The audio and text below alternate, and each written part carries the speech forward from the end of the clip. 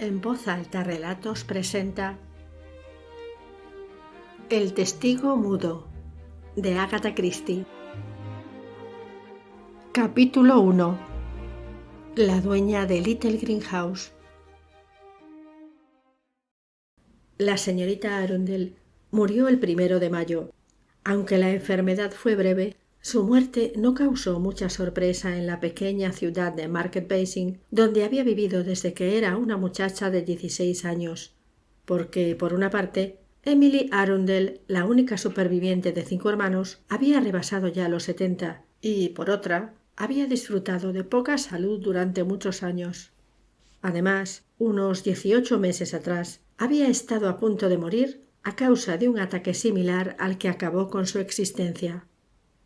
Pero si la muerte de la señorita Arundel no sorprendió a nadie, ocurrió algo relacionado con ella que causó sensación. Las disposiciones de su testamento levantaron las más variadas emociones: asombro, cólera, profundo disgusto, rabia, enojo, indignación y comentarios para todos los gustos. Durante semanas y quizás meses no se habló de otra cosa en Market Basing. Cada cual aportó su opinión al asunto, desde el señor Jones, el tendero, que sostenía que la sangre tira, hasta la señora Lanfrey, de la estafeta de correos, quien repetía ad nauseam que había algo detrás de todo aquello. Estaba segura que recordaran el día en que lo decía, y añadió sabor a las especulaciones sobre el caso la circunstancia de que el testamento había sido otorgado el día 21 de abril último. Sumando a esto que los parientes más próximos de Emily Arundel habían pasado con ella la Pascua pocos días antes, puede suponerse con qué facilidad tomaron cuerpo las más escandalosas suposiciones, rompiendo la monotonía de la vida diaria de Market Basing. Existía una persona de quien con fundamento se sospechaba que conocía mucho más del asunto de lo que ella misma admitía. Era la señorita Wilhelmina Lawson, señora de compañía de Emily, pero insistía en que ella sabía tanto como cualquier otro sobre el caso, y añadía que se quedó muda de asombro cuando se hizo público el contenido del testamento. Mucha gente no la creyó, desde luego. No obstante, tanto si la señorita Lawson estaba enterada como si no, lo cierto es que solamente una persona conocía la verdad, y ésta era la difunta señorita Arundel. Pero incluso ni a su propio abogado dijo una sola palabra acerca de los motivos que originaron su acción. Se limitó a dejar bien sentados sus deseos. En esta discreción podía encontrarse la clave del carácter de Emily Arundel. En todos los aspectos era un producto típico de su generación. Tenía sus virtudes y sus defectos. Era autocrática y a menudo despótica, y sin embargo afectuosa. Tenía la lengua aguda, pero modales amables. Exteriormente parecía sentimental, aunque en su fuero interno anidaba la sagacidad. Tuvo gran cantidad de señoras de compañía a quienes trató despiadadamente, si bien las gratificó luego con esplendidez. Poseía, en fin, un gran sentido de las obligaciones familiares. El viernes antes de Pascua, Emily Arundel se encontraba en el vestíbulo de Little Greenhouse, dando órdenes a la señorita Lawson. Emily había sido una muchacha agraciada, y ahora era una señora bien conservada, de espalda erguida y ademanes vivos. El ligero tinte amarillento de su tez constituía un aviso sobre el peligro que representaba para ella comer según qué manjares. «Vamos a ver, Minnie», dijo la señorita Arundel, «¿dónde ha colocado a los invitados?» «Pues creo haberlo hecho bien. Al doctor Tanios y su señora en el dormitorio de roble, y a Teresa en el cuarto azul, al señorito Charles en la antigua habitación de los niños». Su señora la interrumpió. «Teresa puede dormir en el cuarto de los chicos, y el señorito Charles que se quede en la habitación azul». «Oh, sí, lo siento. Creí que el cuarto de los niños sería algo inconveniente para...» «A Teresa le gustará». En los tiempos de la señorita Arundel, las mujeres ocupaban siempre el segundo lugar. Los hombres eran los más importantes. No sabe cuánto siento que no vengan los niños, murmuró la señorita Lawson. Le gustaban los niños, aunque era incapaz de manejarlos. 4 invitados son más que suficientes, dijo la señorita Arundel. Además, Bella está malcriando demasiado a los pequeños. Nunca hacen lo que se les manda, ni soñarlo. Minnie Lawson opinó: la señora Tanios es una madre cariñosa. Bella es una buena mujer, añadió Emily, como aprobando tal afirmación. Debe de ser muy duro para ella vivir en una ciudad tan lejana como Esmirna, contestó la señora Lawson dando un suspiro. El que bien hace la cama, bien duerme en ella, replicó la señora, y una vez pronunciada esta vieja sentencia de época victoriana, añadió: me voy al pueblo. Tengo que hacer varios encargos para este fin de semana. Oh, señorita Arundel, deje que vaya yo. Quiero decir... Tonterías, prefiero ir yo. Rogers necesita que le diga algo fuerte. Lo malo de usted, Minnie, es que no resulta lo bastante enérgica. Bob, ¿dónde está el perro? Un terrier de pelo duro bajó corriendo la escalera y comenzó a dar vueltas alrededor de su ama, mientras lanzaba cortos y agudos ladridos de alegría, como si esperara algo. La mujer y el perro salieron juntos por la puerta principal y siguieron la pequeña senda hasta la cancela. Minnie Lawson se quedó observándolos, sonriendo vagamente con la boca algo entreabierta. Tras ella sonó una voz agria: las fundas de almohada que me dio usted no pertenecen al mismo par. ¿Qué? Pero qué tonta soy. Volvió a enfrascarse en la rutina de los trabajos domésticos.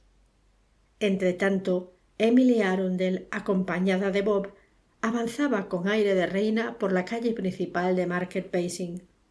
Era innegable que tenía un porte señorial. En todas las tiendas donde entraba, el propietario salía a su encuentro precipitadamente para servirla. No en vano era la señorita Arundel de Little Greenhouse, una de nuestras más antiguas clientes, una señora educada a la vieja usanza, de las pocas que quedan hoy. Buenos días, señorita. ¿En qué puedo tener el placer de servirla? ¿Que no estaba tierno? No sabe cuánto siento oír decir eso. Creí que estaba muy bien aquel solomillo. Sí, desde luego, señorita Arundel. Si usted lo dice, así será. No, le aseguro que no pensaba despacharle ningún género de menor calidad, señorita Arundel. Sí, ya me doy cuenta, señorita Arundel. Bob y Spot, el perro propiedad del carnicero, estaban entretanto dando vueltas uno alrededor del otro, con el pelo tieso y profiriendo gruñidos en voz baja. Spot era un perro corpulento de raza indefinida. Sabía que no debía pelearse con los perros que acompañaban a los clientes, pero se permitía darles a conocer con sutiles indirectas la clase de picadillo en que exactamente los convertiría si lo dejaran. Bob, que se preciaba de ser valiente, contestó con determinación. Emily Arundel lanzó un seco «Bob» y salió de la tienda. En la verdulería encontró una reunión de voluminosas damas. Una señora de contornos esféricos, pero de porte distinguido y majestuoso, la saludó. «Buenos días, Emily». «Buenos días, Caroline». «¿Esperas a los chicos?», preguntó Caroline Peabody. «Sí, a todos ellos, Teresa, Charles y Bella». «Entonces Bella está aquí, ¿verdad? ¿Su marido también está?» «Sí». Fue un simple monosílabo, pero en el fondo ambas se comprendieron perfectamente. Porque Bella Biggs, la sobrina de Emily, estaba casada con un griego, y la familia Arundel, conocida como todo al servicio del pueblo, nunca había admitido a ningún griego en su seno. A manera de consuelo, porque desde luego la cosa no podía ser tratada abiertamente, dijo la señorita Peabody: «El marido de Bella es inteligente y tiene unos modales encantadores». En efecto, convino la señorita Arundel. Cuando salían a la calle preguntó Caroline: «¿Qué es lo que hay sobre el noviazgo de Teresa con el joven Donaldson?» Emily se encogió de hombros.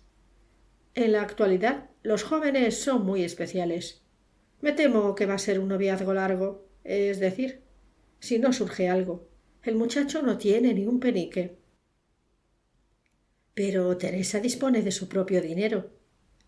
Un hombre puede muy bien desear que no lo mantenga su mujer, replicó Emily con sequedad. La señorita Peabody emitió un suave cloqueo gutural. Me parece que ahora eso no importa mucho a nadie. Tú y yo estamos anticuadas, aunque no llego a comprender qué es lo que ha visto esa chica en él. Son tan insípidos estos jóvenes. Según tengo entendido, es un médico bastante bueno. Pero con esos lentes de pinza y esa forma tan seca de hablar. En mis buenos tiempos lo hubiéramos llamado un zoquete engreído. Hubo una pausa mientras la memoria de la señorita Peabody, retrocediendo al pasado, conjuraba la visión de hombres arrogantes y barbudos. Al cabo de un rato prosiguió: si viene, envíame a ese perdido de Charles para que lo vea. Pierde cuidado, se lo diré. Las dos damas se separaron. Hacía más de 50 años que se conocían. La señorita Peabody estaba enterada de ciertos episodios no muy edificantes de la vida del general Arundel, padre de Emily. Sabía también el disgusto que el matrimonio de Thomas Arundel produjo a sus hermanas, y tenía formada una idea bastante acertada sobre algunos incidentes relacionados con la nueva generación de los Arundel. Pero ni una palabra se había cruzado entre ellas respecto a estas cuestiones. Eran las representantes de la dignidad, solidaridad y orgullo de sus familias. La señorita Arundel se dirigió a su casa, llevando a Bob trotando formalmente detrás de ella. Emily admitía para sí misma lo que nunca habría admitido delante de otro ser humano: el descontento que le producían sus parientes jóvenes. Teresa, por ejemplo.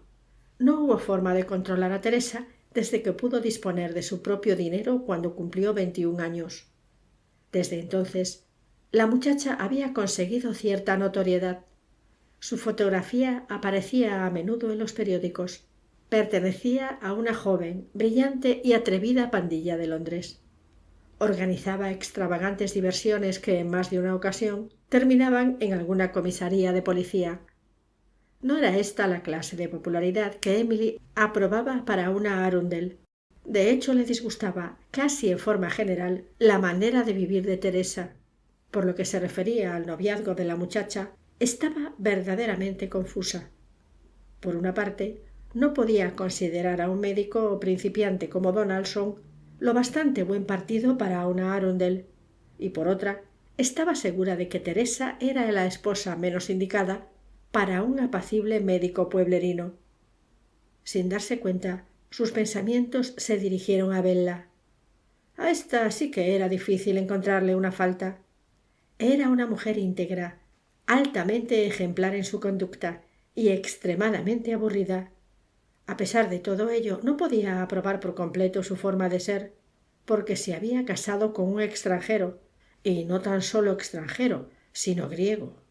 En la mente llena de prejuicios de la señorita Arundel, un griego era casi como un turco. El hecho de que el doctor Tanios tuviera un trato agradable y fama de entender a fondo su profesión hacía que se sintiera aún más indispuesta con él. No le gustaban ni las maneras afectuosas ni los cumplidos, pues desconfiaba de ellos. Por esta razón, también le fue muy difícil llegar a querer a los niños. Ambos se parecían físicamente a su padre, y en ellos no podía encontrarse nada de inglés. Y luego Charles. Sí, Charles. No había por qué cerrar los ojos a la realidad. A pesar de ser encantador, no se podía confiar en él. Emily suspiró. Se sintió súbitamente cansada, vieja, deprimida. Supuso que su vida no podía durar ya mucho más. Recordó el testamento que otorgara hacía muchos años, legados a los sirvientes, mandas para obras de caridad y el grueso de su fortuna, bastante considerable, para ser repartido equitativamente entre ellos, sus 3 parientes más próximos. Seguía opinando que había obrado de la forma más justa y razonable. De pronto, una pregunta cruzó por su mente. ¿Habría alguna manera de asegurar la parte que correspondía a Bella para que su marido no pudiera aprovecharse? Consultaría al señor Purvis. Volvió en sí cuando llegó a la cancela de Little Greenhouse. Charles y Teresa vendrían en automóvil. El matrimonio Tanios vendría en tren. Los hermanos llegaron primero. Charles, alto y de buen aspecto, dijo en su habitual tono burlón: «Hola, tía Emily, ¿cómo se encuentra? Parece que está usted muy bien». Y la besó. Teresa oprimió su joven e indiferente mejilla contra la marchita de Emily. «¿Cómo está, tía?» Teresa no tenía buen aspecto, ni mucho menos, pensó Emily. La cara, bajo el copioso maquillaje, aparecía macilenta y un círculo oscuro rodeaba sus ojos. El té estaba servido en el salón. Bella Tanios, con el pelo desparramado en mechones bajo su bonito sombrero, puesto con mejor intención que acierto, miraba fijamente a su prima Teresa, esforzándose patéticamente en asimilar para acordarse luego los detalles de la ropa que usaba la muchacha. En esta vida, el destino de la pobre Bella era estar intensamente apasionada por todo lo que se refería a la moda, pero sin poseer el gusto necesario para saber distinguir. Los vestidos que llevaba Teresa eran de los más caros, un poco atrevidos, pero tenía una figura exquisita. Cuando Bella llegó a Inglaterra desde Esmirna, trató a toda costa de imitar la elegancia de Teresa. El doctor Tanios, alto, barbudo y bien parecido, estaba hablando con la señorita Arundel. Tenía la voz cálida y llena de sonoridad, una voz atractiva que encantaba a todos quienes escuchaban. A pesar de sus prejuicios, casi le gustaba a Emily. Minnie Lawson, entretanto, estaba atareadísima. Iba de aquí para allá, llevaba platos y quitaba las tazas de la mesilla de té. Charles, que poseía una excelente educación, se levantó más de una vez para ayudarla, pero ella no pareció quedar muy agradecida por este gesto. Cuando, tras el té, salieron todos a dar una vuelta por el jardín, Charles murmuró por lo bajo al oído de su hermana: «No le gusto a la señorita Lawson. Es raro, ¿no te parece?» «Muy extraño», replicó Teresa burlonamente. «¿De modo que existe una persona que no se deja dominar por tu fatal fascinación?» Charles hizo una mueca picaresca. «Suerte que solo se trata de la señorita Lawson». La aludida paseaba entonces con la señora Tanios y le estaba formulando algunas preguntas acerca de los niños. La macilenta cara de Bella se animó. Olvidó observar a Teresa y empezó a hablar con volubilidad. Mary había dicho una cosa sumamente graciosa cuando venían en el barco. Encontró en Minnie Lawson una oyente que simpatizaba con cuanto le decía. Poco rato después, un joven de cabellos rubios y cara solemne, en los que destacaban unos lentes de pinza, salió de la casa y avanzó por el jardín. Parecía algo incómodo. La señorita Arundel le dio la bienvenida cortésmente. «Hola, Rex», exclamó Teresa, y apoyando su brazo en él, se alejaron ambos del grupo. Charles hizo un gesto y desapareció en busca del jardinero, su viejo aliado desde que era un chiquillo. Cuando la señorita Arundel volvió a entrar en la casa, su sobrino estaba jugando con Bob. En lo alto de la escalera, el perro tenía una pelota en la boca y movía alegremente la cola. «Vamos, chico», dijo Charles. Bob se sentó sobre sus patas traseras y empujó la pelota con la nariz muy despacio hasta el borde del primer peldaño. Cuando por fin la hizo saltar, se levantó dando muestras de gran alegría, mientras la pelota rebotaba de un peldaño a otro. Charles la recogió y volvió a lanzarla hacia arriba. Después, la maniobra se repitió una vez más. «No está mal el jueguecito», comentó Charles complacido. Emily Arundel sonrió. «Así se estaría durante horas», dijo. Dio la vuelta y se dirigió al salón seguida por Charles. Bob lanzó un ladrido de disgusto. Mirando por la ventana, el joven indicó: «Mire a Teresa y a su novio. Hacen una pareja muy rara». «¿Crees que Teresa ha tomado lo suficientemente en serio la cosa?» «Está loca por él», contestó Charles en tono confidencial. «Un gusto bastante raro, pero ¿qué le vamos a hacer?» «Creo que debe ser por la forma como él la mira, como si fuera algo maravilloso y no una mujer. Eso es una novedad para Teresa. Lástima que el chico no tenga donde caerse muerto. Teresa tiene unos gustos demasiado caros». Su tía comentó con gravedad: «No me cabe la menor duda de que ella puede cambiar su modo de vivir si lo desea. Y, después de todo, Teresa tiene sus propios ingresos». «¿Cómo? Oh, sí, desde luego». Charles dirigió una mirada casi culpable a su tía.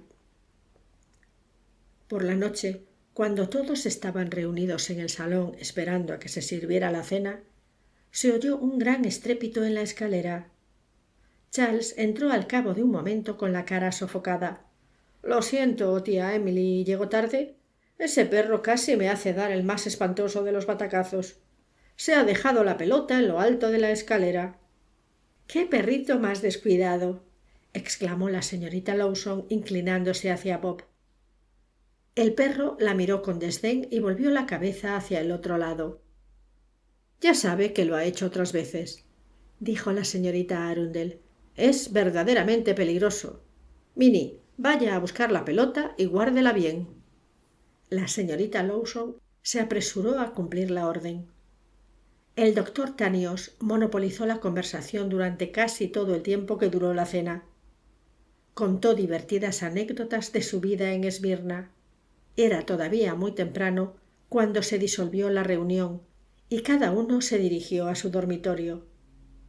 La señorita Lawson, cargada con un ovillo de lana, un par de gafas, una gran bolsa de terciopelo y un libro, acompañó a Emily hasta su habitación, sin dejar de charlar volublemente ni un solo momento. «El doctor Tanios es muy divertido.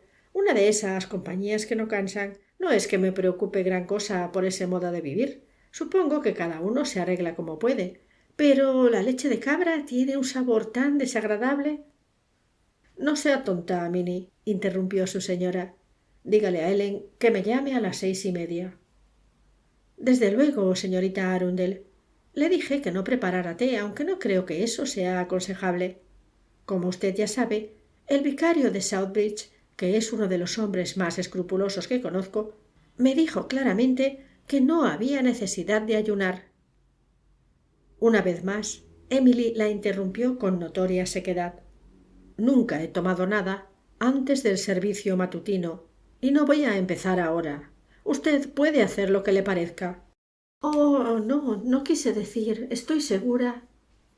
La señora Lawson se aturdió. «Quítele el collar a Bob», dijo la señora.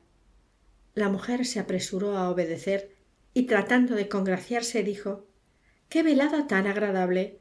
¿Parecen todos tan contentos de encontrarse aquí?» Refunfuñó Emily.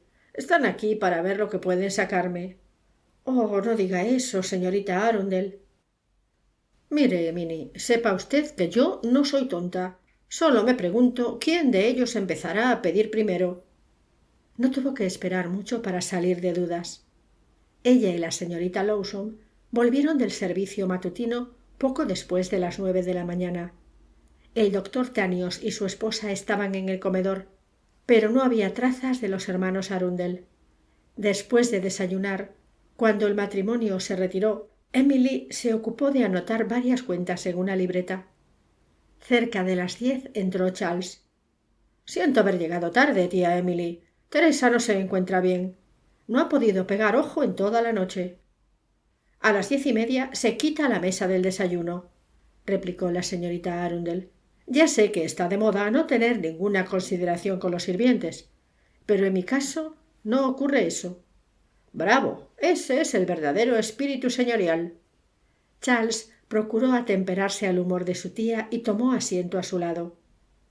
Como de costumbre, tenía expresión afable. Casi sin darse cuenta, Emily se encontró de pronto dirigiéndole una sonrisa indulgente. Alentado por este signo de confianza, Charles se lanzó. Oiga, tía Emily, siento mucho tener que molestarla, pero estoy en un endiablado callejón sin salida. ¿Podría usted ayudarme? 100 libras bastarían. La cara de Emily no fue precisamente alentadora entonces. Su expresión denotó el disgusto que le causaba aquello. No tenía empacho en decir lo que sentía, y lo dijo. Minnie Lawson, que andaba trajinando por el vestíbulo, casi tropezó con Charles cuando éste salió del comedor. Lo miró con curiosidad y luego entró en el cuarto, donde encontró a su ama sentada y con la cara arrebolada. Capítulo 2. La familia. Charles subió con ligereza la escalera y llamó a la puerta del cuarto de su hermana. La invitación para que pasara adelante no se hizo esperar, y el joven entró en el dormitorio. Teresa estaba sentada en la cama, bostezando. El muchacho tomó asiento a sus pies. «Eres una chica muy decorativa, Teresa», observó con tono apreciativo. «¿Qué te pasa?», preguntó ella bruscamente. Charles hizo un gesto vago. «De mal humor, ¿eh? Bueno, te he ganado por la mano, muchacha. Quiero decir que di el golpe antes de que lo intentaras tú». «Está bien, ¿y qué?». Su hermano extendió las manos con elocuente ademán. «No hay nada que hacer. Tía Emily me despachó pronto y bien». Insinuó que no se había hecho ninguna ilusión sobre las causas por las cuales su amantísima familia se había reunido a su alrededor. Y también dejó entrever que sus queridísimos parientes se llevarían un chasco. «No sacaremos nada, a no ser buenas palabras, y no muchas». «Debías haber esperado un poco», comentó Teresa con acidez. Charles volvió a gesticular. «Temía que tú, Otanios, os adelantaseis. Estoy convencido, querida Teresa, de que esta vez no vamos a conseguir nada. La vieja Emily no es tonta». «Nunca creí que lo fuera». «Traté de intimidarla un poco». «¿Qué quieres decir?», preguntó su hermana con interés. «Le dije que ella estaba siguiendo el camino más seguro para que alguien la eliminara. Después de todo, no puede llevarse los billetes al otro mundo.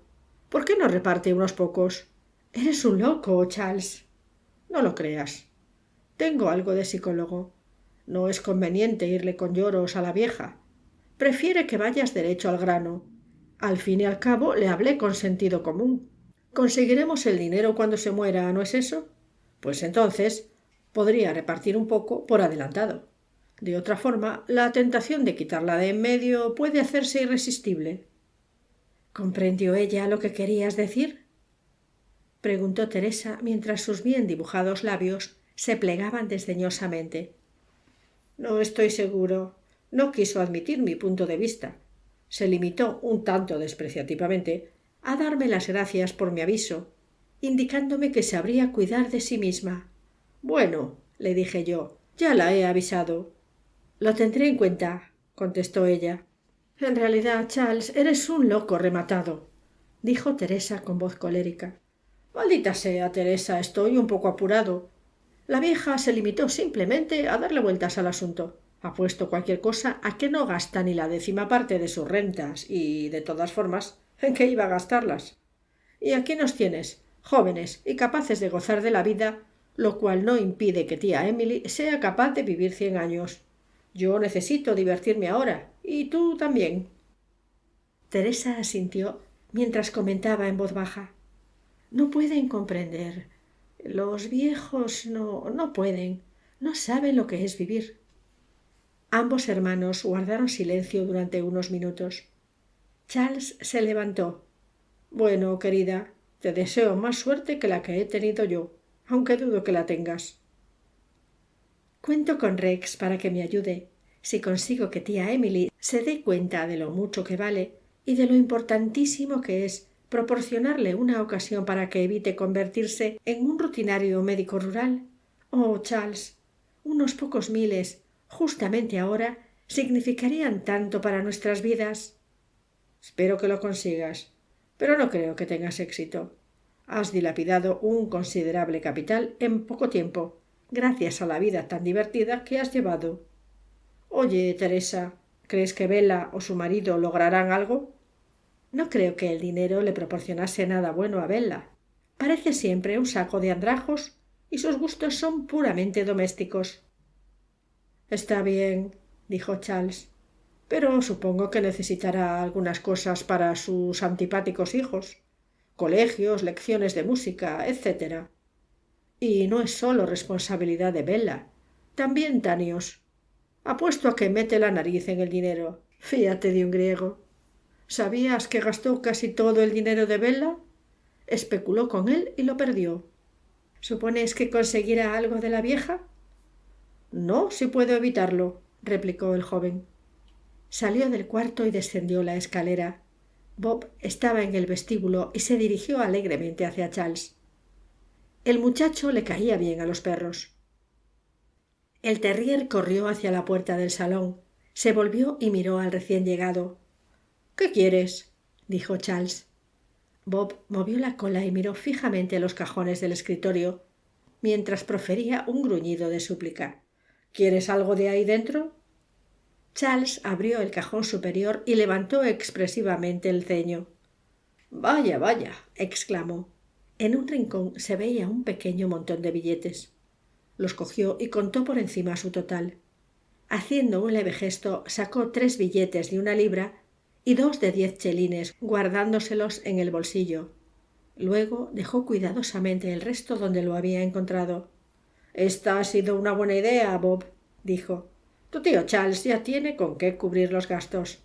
Un poco de dinero nunca viene mal. Bob lanzó un ladrido cuando Charles cerró el cajón. Lo siento, chico. Se excusó abriendo el siguiente. La pelota del perro estaba allí y la sacó. Aquí la tienes. Juega tú solo con ella. Bob cogió su juguete, corrió fuera del salón y poco después se oyó el ruido de la pelota al rebotar en los peldaños de la escalera. Charles salió al jardín. Hacía una agradable y soleada mañana, percibiéndose el ligero perfume de las lilas. La señorita Arundel y el doctor Tanios estaban sentados hablando. El médico disertaba sobre las ventajas de una buena educación para los niños, como la inglesa, y de lo que él lamentaba no poder disponer de este lujo para sus propios hijos. Charles sonrió maliciosamente. Tomó parte animada en la conversación, procurando intentar desviarla hacia otros temas. Emily le dirigió una cariñosa sonrisa, lo cual hizo pensar al joven que a ella le divertía su táctica y que, sutilmente, le estaba incitando a que la prosiguiera. El ánimo de Charles tomó nuevo aliento. Tal vez, después de todo, antes de irse. Charles era un optimista incurable.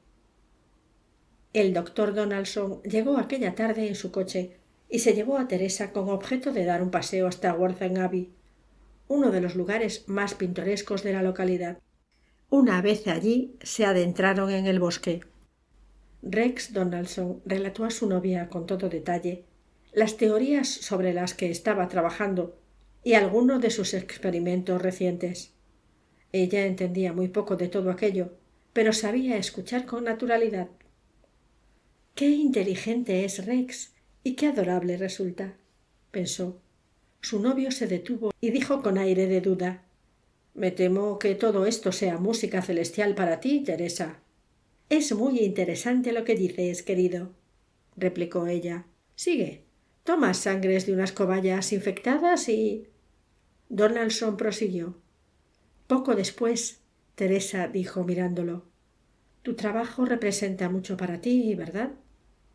«Naturalmente», contestó él. Esto no le parecía muy natural a Teresa. Pocos de sus amigos trabajaban y cuando lo hacían se quejaban de ello amargamente. Como hizo ya en varias ocasiones, pensó en lo impropio que resultaba el haberse enamorado de Rex. ¿Por qué tenían que ocurrirle a una estas cosas? Estas divertidas y extrañas locuras. Era una pregunta sin respuesta. Le había ocurrido y eso era todo. Frunció el ceño extrañándose de sí misma. Los componentes de su grupo eran alegres y cínicos. Las aventuras amorosas eran necesarias en la vida, desde luego. Pero ¿por qué tomarlas en serio? Se podía amar y dejarlo correr luego. Sin embargo, sus sentimientos por Rex Donaldson eran diferentes, eran muy profundos. Comprendió instintivamente que no podía dejarlo correr. Tenía necesidad de él, simple y llanamente. Todo lo de Rex le fascinaba. Su calma y reserva, tan diferente de su propia vida, estéril y egoísta. La clara y lógica frialdad de su cerebro científico. Y algo más, imperfectamente comprendido. Una fuerza secreta enmascarada en el muchacho por sus maneras modestas y ligeramente pedantes, pero que ella, no obstante, percibía de un modo puramente instintivo, aunque con total claridad. En Rex Donaldson había genio, y el hecho de que su profesión fuera la más grande preocupación de su vida y de que la joven fuera sólo una parte, aunque necesaria, de su existencia, hacía que aumentara la atracción que él ejercía sobre Teresa. La muchacha se dio cuenta, por primera vez en su vida placentera y egoísta, de que estaba contenta de ocupar el segundo puesto. Este descubrimiento le encantó. Por Rex haría cualquier cosa. Cualquier cosa. —¡Qué complicación más molesta es el dinero! —exclamó impetuosamente. —Solo con que tía Emily hubiera muerto ya, nos habríamos casado enseguida y tú podrías haberte trasladado a Londres para montar un laboratorio con muchos tubos de ensayo y conejillos de indias. No te habrías molestado más haciendo visitas a niños con paperas y a señoras enfermas del hígado. Pues no hay ninguna razón que impida a tu tía vivir todavía muchos años si se cuida un poco —replicó Donaldson. Teresa contestó desoladamente: —Ya sé que... Entretanto, en el gran dormitorio de 2 camas y antiguo mobiliario de roble, el doctor Tanios decía convencido a su esposa: —Creo que he preparado bastante bien el terreno. Ahora te toca a ti, querida. Estaba vertiendo agua con un antiguo jarro de porcelana en la palangana de porcelana china.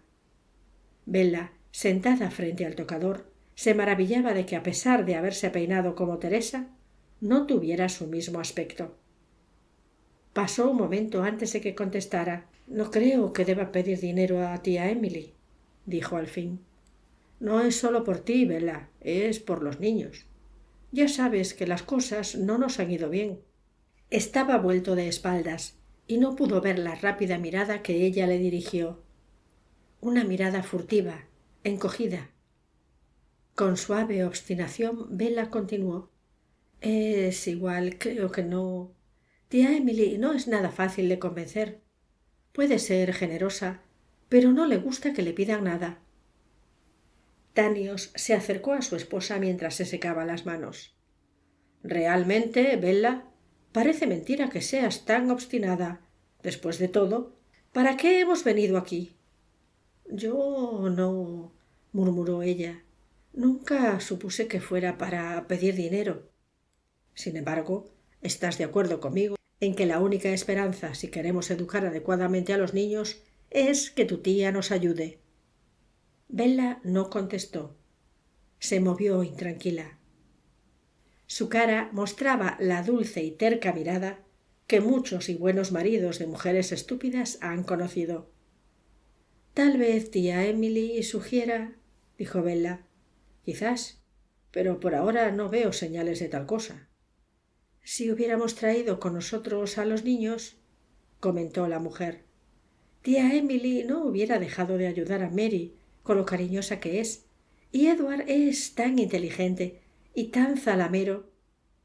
—No creo que a tu tía le gusten mucho los niños —replicó Tanios con sequedad—. Probablemente lo más acertado ha sido no traerlos. —Oh, Jacob, pero... Sí, querida, ya conozco tus sentimientos. Pero estas viejas solteronas inglesas... Bah, no tienen nada de humanas. Necesitamos actuar de la mejor forma posible por Mary y por Edward, ¿no es eso? No creo que le resultase muy difícil a la señorita Arundel ayudarnos un poco. Oh, por favor, Jacob, ahora no. Estoy segura de que no sería oportuno. No quiero, ya te lo dije. Tanios se detuvo a su lado y le pasó el brazo sobre los hombros. La mujer se estremeció y luego se quedó quieta, casi rígida junto a su marido. La voz del médico era amable cuando habló. De todas formas, Bella, creo que harás lo que te he dicho. Siempre lo has hecho, ya sabes. Al fin y al cabo, sí, creo que harás lo que te he dicho. Capítulo 3. El accidente. Era el martes por la tarde. La puerta lateral que daba al jardín estaba abierta y la señorita Arundel, desde el umbral, lanzaba la pelota a Bob a lo largo del sendero. El terrier corría tras ella. «Una carrera más, Bob», dijo Emily, «pero buena».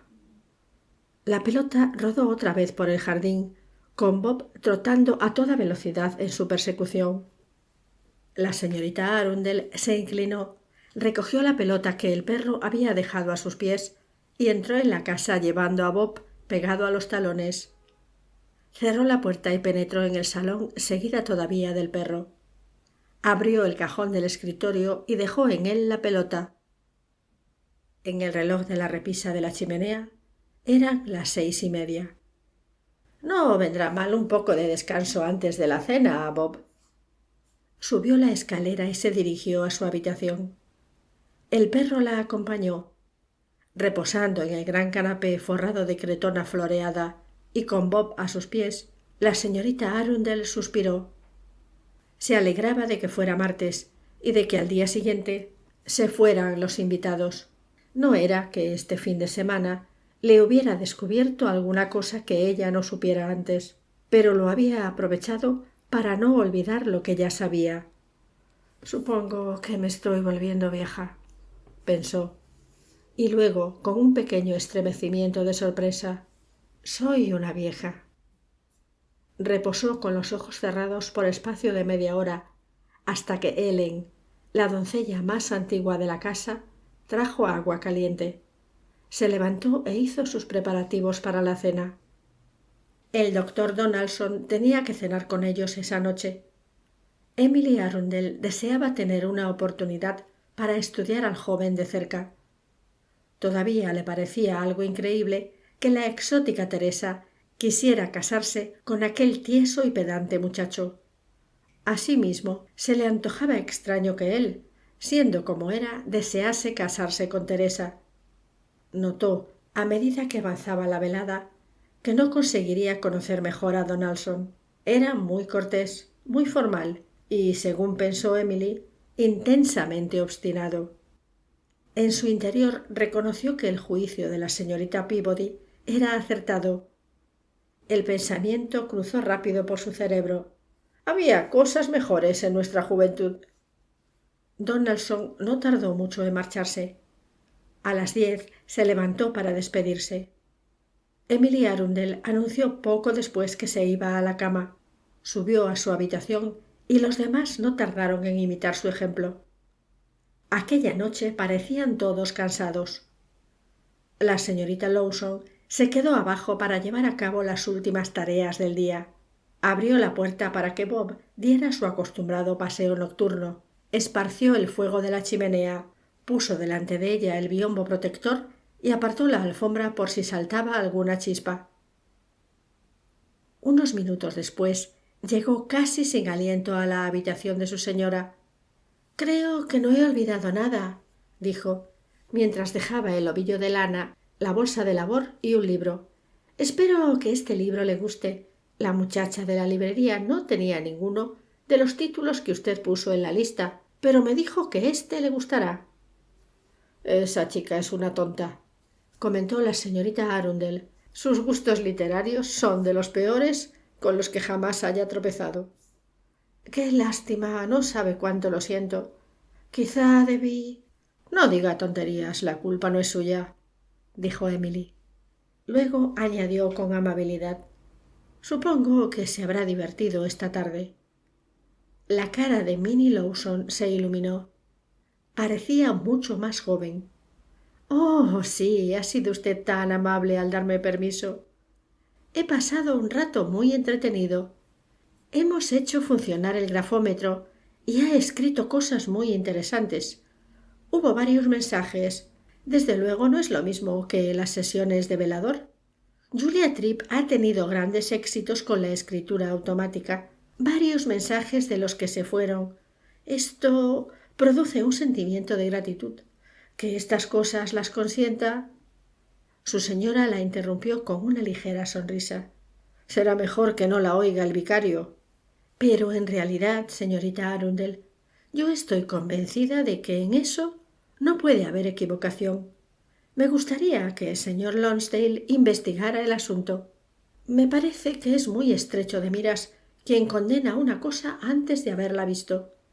Tanto Julia como Isabel Tripp son dos mujeres muy espirituales. Casi demasiado espirituales para estar vivas, comentó irónicamente Emily. No se preocupaba gran cosa de las hermanas Tripp. Siempre pensó que usaban unas ropas ridículas. El régimen vegetariano y los frutos crudos que comían le parecían absurdos, así como sus maneras afectadas. Eran mujeres sin tradición, sin raíces, en una palabra, sin educación, pero le proporcionaban cierta diversión con su buena fe, y en el fondo les tenía algo de aprecio, aunque no tanto como para envidiar la satisfacción que su amistad proporcionaba, por lo visto, a la pobre Minnie. ¡Pobre Minnie! Emily Arundel miró a su compañera con afecto mezclado de desprecio. Había tenido tantas de aquellas mujeres tontas a su servicio, y todas ellas más o menos semejantes, amables, minuciosas, serviles y por lo general sin pizca de sentido común. Aquella noche Minnie parecía estar completamente fuera de sí. Tenía los ojos brillantes, deambulaba por la habitación tocando varios objetos, aquí y allá, sin tener la menor idea de lo que estaba haciendo. Pero su mirada brillaba. Yo hubiera deseado que usted estuviera allí. Ya sé que todavía no es creyente. Esta tarde hubo un mensaje para E.A. Las iniciales le definieron con claridad. Era de un hombre que murió hace muchos años, un militar de buena presencia. Isabel lo vio. Debía de ser el general Arundel. ¡Qué mensaje tan magnífico! Tan lleno de amor y consuelo. Con cuánta paciencia lo transmitió. Cuánto afecto puso en ello. Esos sentimientos no me recuerdan los de papá, dijo la señorita Arundel. Pero en el otro lado, nuestros difuntos cambian de esa forma. Allí todo es amor y comprensión. Y luego el grafómetro escribió algo referente a una llave. Creo que se refería a la llave del escritorio indio. ¿Pudo ser eso? ¿La llave del escritorio indio? La voz de Emily Arundel tenía un tono agudo y lleno de interés. Creo que dijo eso. Supongo que quizás guarde algunos papeles de importancia o cualquier cosa por el estilo. En cierta ocasión hubo un mensaje en el que se ordenaba que registraran determinado mueble y poco después se encontró allí un testamento que había sido escondido. No había ningún testamento en el escritorio indio, aseguró Emily. Luego agregó con aspereza: váyase usted a la cama, Minnie. Está usted cansada y yo también lo estoy. Rogaremos a las Tripp que vengan cualquier día y organicen una velada. Oh, eso estará muy bien. Buenas noches. ¿No desea nada más? Espero que no esté usted fatigada. Con tantos invitados, le diré a Ellen que ventile bien el salón mañana y que sacuda los cortinajes. El humo deja tan mal olor. Ha sido usted muy condescendiente dejando que todos fumaran en el salón. Debo hacer algunas concesiones a los gustos modernos, replicó Emily. Buenas noches, Minnie. Cuando la mujer salió de la habitación, la señorita Arundel se quedó pensando si realmente aquellos asuntos del espiritismo serían convenientes para Minnie, porque tenía los ojos como si le fueran a salir de las órbitas, y su aspecto daba a entender inquietud y la excitación que la dominaban. Era extraño aquello del escritorio indio, pensó Emily cuando se metía en la cama. Sonrió con el ceño fruncido al recordar la escena ocurrida hacía muchos años. La llave que apareció después de morir papá y la cascada de botellas de coñac vacía que salió del escritorio indio cuando lo abrió. Eran cosas pequeñas como estas, hechos que seguramente ni Minnie Lawson ni las hermanas Tripp podían conocer, lo que hacía pensar si, después de todo, no habría algo de cierto en aquellos cuentos espiritistas. Se encontró dando vueltas en la cama sin poder dormir. Cada día encontraba más dificultad en conciliar el sueño, pero rechazó la tentadora sugerencia del doctor Granger respecto al empleo de alguna droga. Los soporíferos eran para los débiles, para la gente que no puede soportar un dolor de dedo, un ligero dolor de muelas o el tedio de una noche sin dormir. A menudo se levantaba y daba silenciosos paseos por la casa, cogiendo un libro de aquí, palpando un adorno allá, arreglando un jarrón de flores o escribiendo cartas. En estas horas de la medianoche se daba cuenta de que la casa tenía vida propia. No eran desagradables estos paseos nocturnos. Parecía como si los fantasmas caminaran a su lado. Los espectros de sus hermanas, Arabella, Matilda y Agnes. El fantasma de su hermano Thomas, su mejor compañero hasta que aquella mujer se lo llevó. El fantasma del general Arundel. Aquel tirano doméstico de modales encantadores, cuyos gritos amedrentaban a sus hijas, aunque fue un motivo de orgullo para ellas a causa de la notoriedad conseguida en el motín de la India y su conocimiento del mundo. ¿Qué importaba si algunos días no se encontraba bien, como decían sus hijas evasivamente a quien preguntaba por él? Dirigió el pensamiento al novio de su sobrina. Supongo que nunca habrá tomado una bebida fuerte, pensó. Se cree todo un hombre y esta noche bebió agua de cebada, y para eso descorché una botella de oporto que tanto gustaba a papá. Charles, sin embargo, había hecho cumplida justicia al vino. Si pudiera confiar en Charles, si uno no supiera que con él...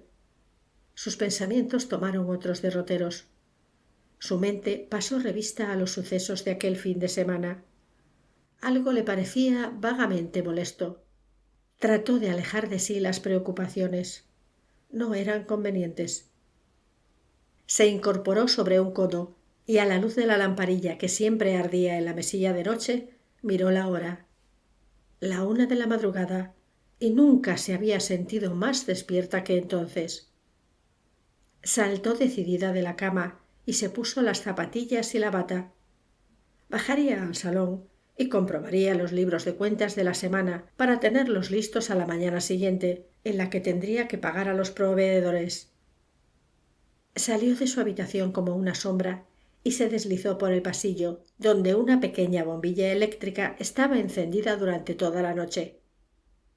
Llegó a la escalera y tendió una mano para asirse a la barandilla, pero de pronto, inexplicablemente, dio un traspié, trató de recobrar el equilibrio y cayó de cabeza por la escalera.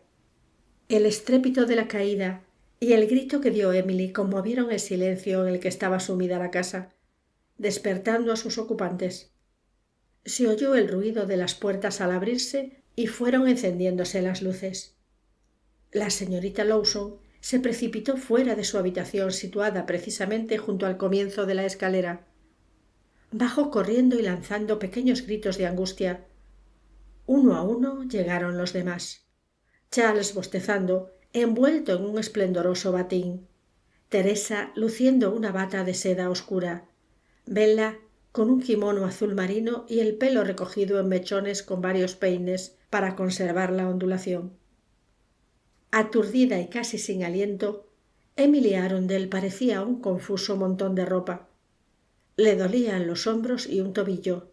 Todo su cuerpo era una revuelta masa de dolor. Se daba cuenta de la gente que la rodeaba, de la tonta de Minnie Lawson, que lloraba y hacía gestos ineficaces con las manos, de Bella, que con la boca abierta miraba expectante, de la voz de Charles que desde algún sitio muy lejos, según le parecía a ella, decía a gritos: «Ha sido la maldita pelota del perro. Debió dejarla ahí. La pobre ha tropezado con ella. ¿La ven? Aquí está». Luego se dio cuenta de que alguien con autoridad hizo que todos se apartaran y se arrodilló a su lado. Las manos que la tocaron no titubearon. Sabían lo que hacían. Un sentimiento de alivio descendió sobre ella. Ahora todo iría bien. El doctor Tanios estaba diciendo en tono firme y tranquilizador: «Nada, no hay por qué preocuparse. No tiene ningún hueso roto. Solo la sacudida y el consiguiente magullamiento, y desde luego la impresión. Pero ha tenido suerte de que no haya sido peor». Luego el médico apartó un poco a los demás. La tomó en brazos sin ninguna dificultad y la llevó a su habitación. Una vez allí, le tomó el pulso, movió afirmativamente la cabeza y envió a Minnie, que todavía seguía llorando y constituía más bien una molestia, a que buscara coñac y calentara agua para llenar unas cuantas botellas. Aturdida y atormentada por el dolor, Emily sintió en aquel momento un profundo agradecimiento hacia Jacob Tanios. La seguridad de sentirse en buenas manos es la que da la sensación de confianza que un médico debe proporcionar siempre.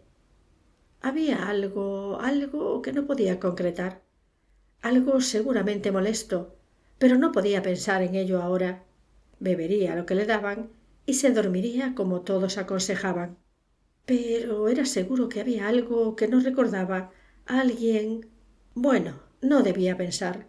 Le dolía la espalda. Bebió lo que le ofrecieron. Oyó a Tanios, que decía con voz que a ella le sonaba de consuelo y seguridad: «Ahora ya está mucho mejor».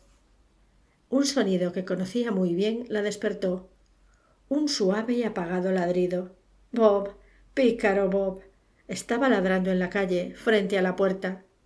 Era un ladrido especial en el que parecía decir: «He pasado la noche fuera, estoy avergonzado de mí mismo». Todo ello con tono bajo, pero repetido una y otra vez con esperanza. La señorita Arundel aguzó el oído. Ah, bien, eso estaba mejor. Oyó que Minnie bajaba a abrir la puerta. Percibió el ruido del cerrojo y el confuso murmullo de los reproches que la mujer dirigía al perro. «Eres un perrito travieso y desobediente, muy desobediente». Después oyó cómo se abría la puerta de la despensa. Bob dormía bajo la mesa, y en ese momento Emily recordó lo que inconscientemente había olvidado en el momento en que sufrió el accidente. Era Bob. A toda aquella conmoción, su caída y las carreras de los demás hubiera contestado normalmente con un gran escándalo de ladridos desde la despensa. Así pues, era aquello lo que la había estado preocupando en su subconsciente. Pero ahora estaba todo explicado. Cuando dejaron salir a Bob, éste, vergonzosa y deliberadamente, se había dado una vueltecita por el pueblo. De vez en cuando cometía esos delitos, pero después sus excusas eran siempre tan cumplidas como pudiera desearse. Entonces aquello no tenía nada de particular. Pero en efecto era así. ¿Qué más era lo que le preocupaba en el fondo de su mente? La caída. Era algo relacionado con la caída. Ah, sí. Alguien había dicho, Charles, que había resbalado con la pelota que Bob se dejó en la escalera. La pelota estaba allí. Él la había tenido en sus manos. Le dolía la cabeza. La espalda le escocía y todo su magullado cuerpo era un continuo sufrimiento. Pero en medio de todo ello su cerebro seguía claro y lúcido. El aturdimiento que siguió al golpe no duró mucho. Su memoria era ahora perfectamente clara. Hizo desfilar por su imaginación todo lo ocurrido desde las 6 de la tarde del día anterior. Reconstruyó cada paso que dio hasta el momento en que llegó a la escalera y empezó a bajar. Un estremecimiento de horror la sacudió. No, seguramente debía estar equivocada. A menudo se tienen extrañas fantasías después de suceder cosas como las que habían ocurrido aquella noche. Trató de recordar la redondez resbaladiza de la pelota de Bob bajo su pie, pero no pudo acordarse de esta sensación. En lugar de... «Tengo los nervios de punta», se dijo Emily. «Qué suposiciones tan ridículas». A pesar de ello, su sensible y agudo cerebro no quería admitir tal afirmación ni por un momento. Entre los supervivientes de su época no solía usarse el optimismo sin base. Podían pensar lo peor con la mayor tranquilidad. Y Emily Arundel pensó lo peor. Capítulo 4. La señorita Arundel escribe una carta. Era viernes. Los parientes se habían marchado. Se fueron el miércoles tal y como habían acordado. Todos se habían ofrecido para quedarse, pero la oferta fue rechazada. La señorita Arundel se excusó diciendo que prefería gozar de completo sosiego. Durante los días que habían transcurrido desde la partida de sus familiares, había estado alarmantemente pensativa. Muchas veces ni se daba cuenta de lo que decía Minnie Lawson. Se veía obligada a ordenarle que empezara de nuevo. «Pobrecita, debe de ser del shock», decía la señorita Lawson, y añadía con el acento fúnebre que caracteriza a tantas vidas grises: «Me atrevería a decir que nunca volverá a estar como antes». El doctor Granger, por su parte, procuraba reanimarla. Le prometía que a últimos de semana podría levantarse y bajar al salón. Y luego decía humorísticamente que era una desgracia positiva que no se hubiera roto algún hueso. Hacía comentarios sobre la difícil clase de paciente que era Emily para un médico luchador como él. Si todos sus pacientes fueran como ella, decía, lo mejor que podría hacer sería quitar el rótulo que anunciaba su profesión sobre la puerta de su casa. Emily Arundel le contestaba con animación. Ella y el doctor eran viejos aliados. Siempre discutían, pero siempre lo pasaban bien cuando se reunían. Ahora, después de que el médico se hubiera marchado, la anciana tenía el ceño fruncido, pensando. Contestaba automáticamente a la charla de Minnie Lawson y luego, volviendo de repente a la realidad, la maltrataba con duras palabras. «Pobrecillo Bob», gorjeó la señorita Lawson, inclinándose hacia el perro, que estaba sentado sobre una alfombra al pie de la cama. «¿Verdad que el pobrecito Bob sería muy desgraciado si supiera lo que le ha pasado a su amita por culpa suya?» «No sea idiota, Minnie», la interrumpió la señora. «¿Dónde está su sentido inglés de la justicia? ¿No sabe que en este país todos son considerados inocentes hasta que se demuestre su culpabilidad?»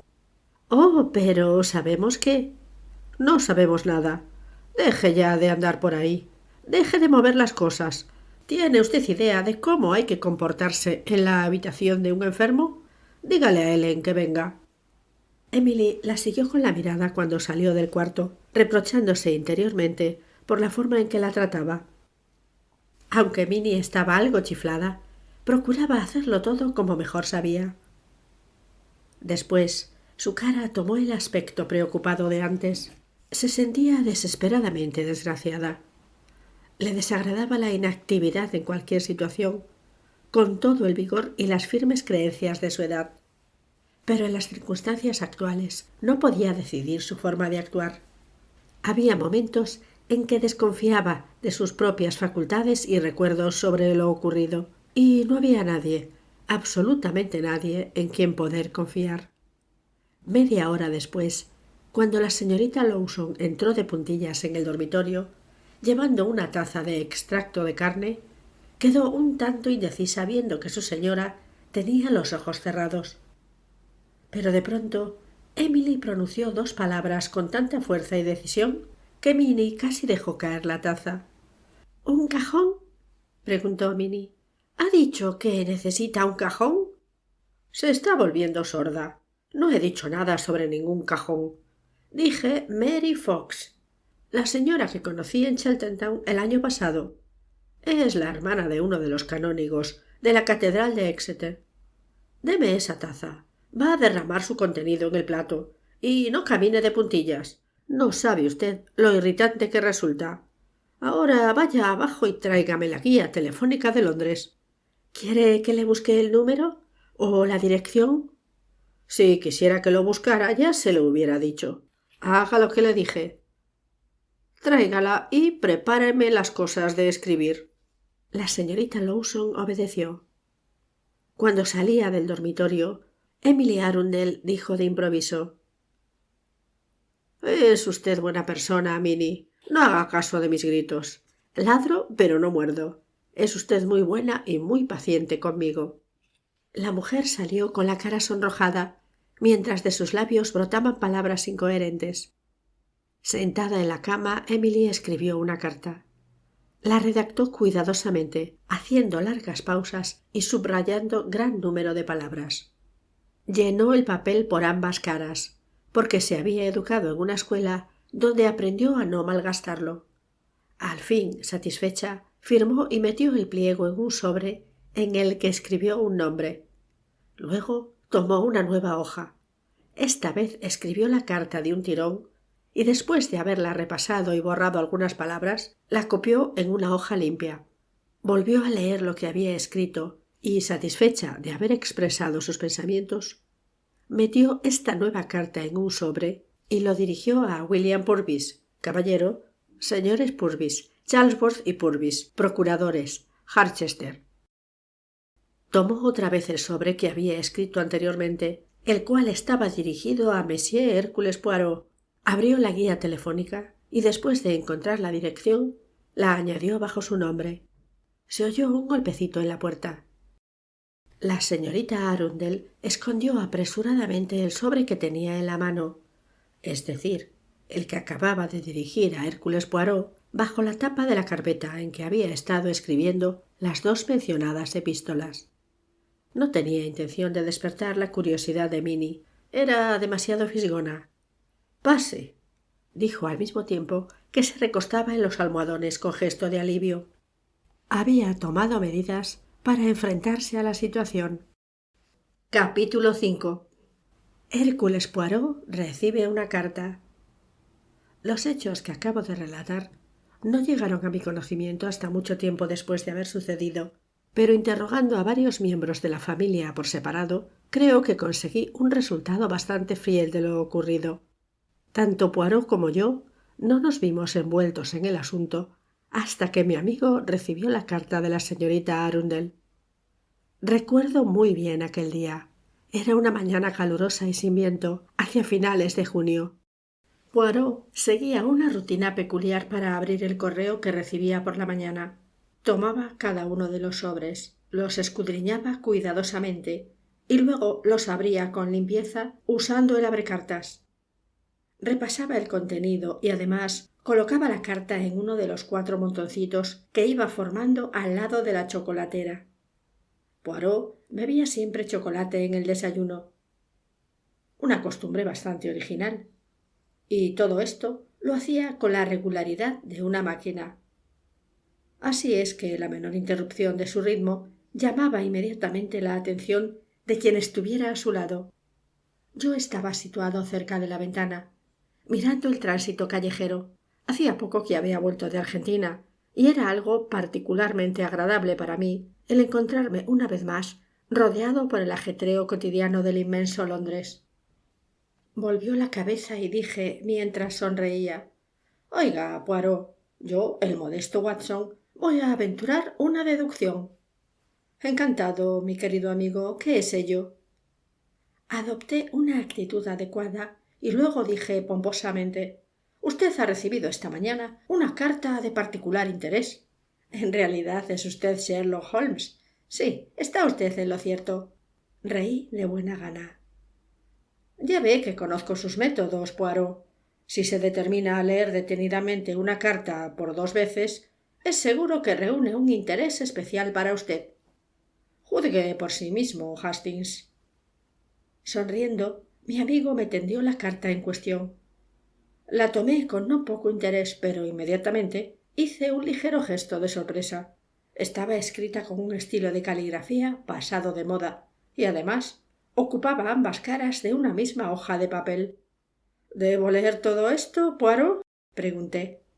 «Ah, no, no hay necesidad. Claro que no». «¿Puede explicarme lo que dice?»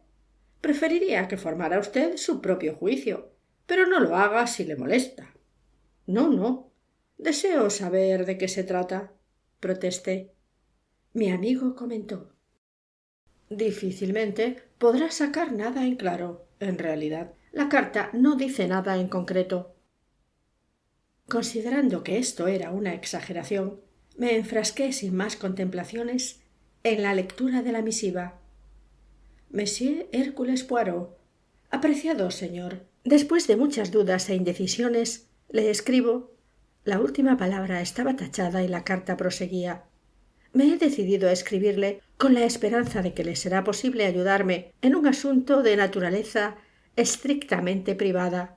Las palabras estrictamente privada estaban subrayadas por 3 veces. Puedo decir que su nombre no me es completamente desconocido.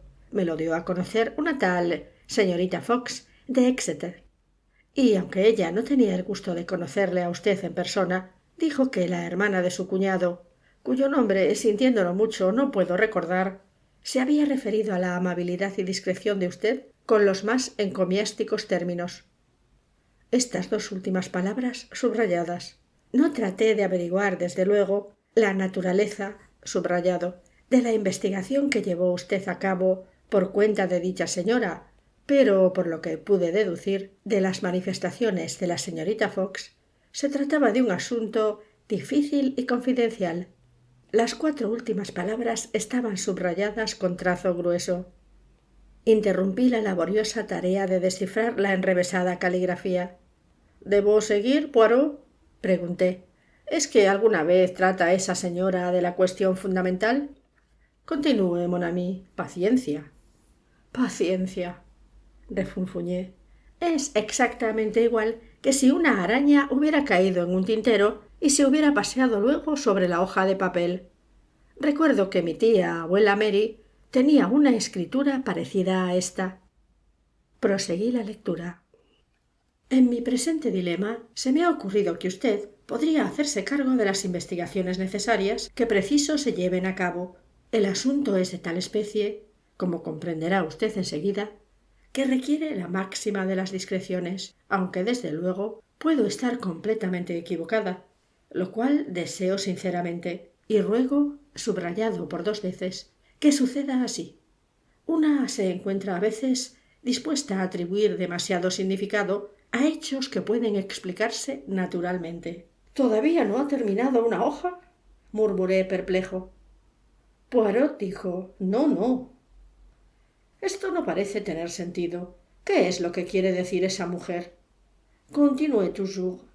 El asunto es de tal especie, como comprenderá usted enseguida. No, esto ya lo he leído. Oh, aquí estaba. Dadas las circunstancias, estoy segura de que usted también lo apreciará así.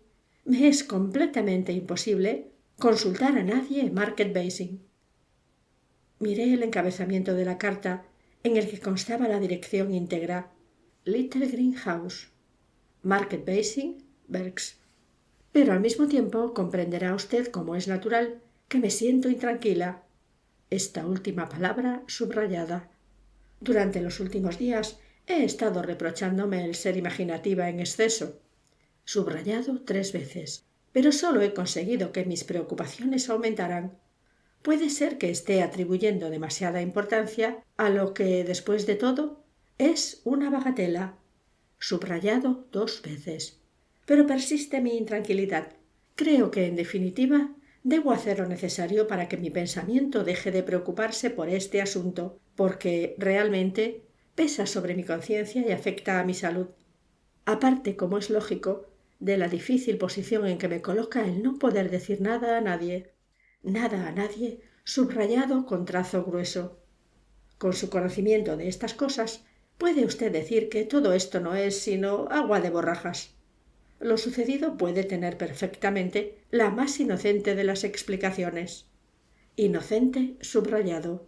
Sin embargo, a pesar de lo trivial que parece, desde el incidente de la pelota del perro, estoy cada vez más alarmada y en dudas.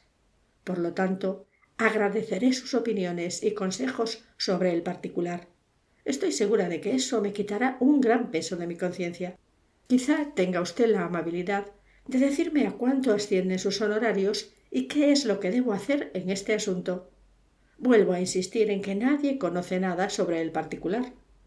Reconozco que los hechos son muy triviales y sin importancia, pero mi salud no es perfecta y mis nervios, subrayado por 3 veces, no se comportan como de costumbre. Estoy convencida de que las preocupaciones de esta clase no me sientan bien, y cuanto más recapacito sobre lo sucedido, más me convenzo de que estoy absolutamente en lo cierto y que no puedo haberme equivocado.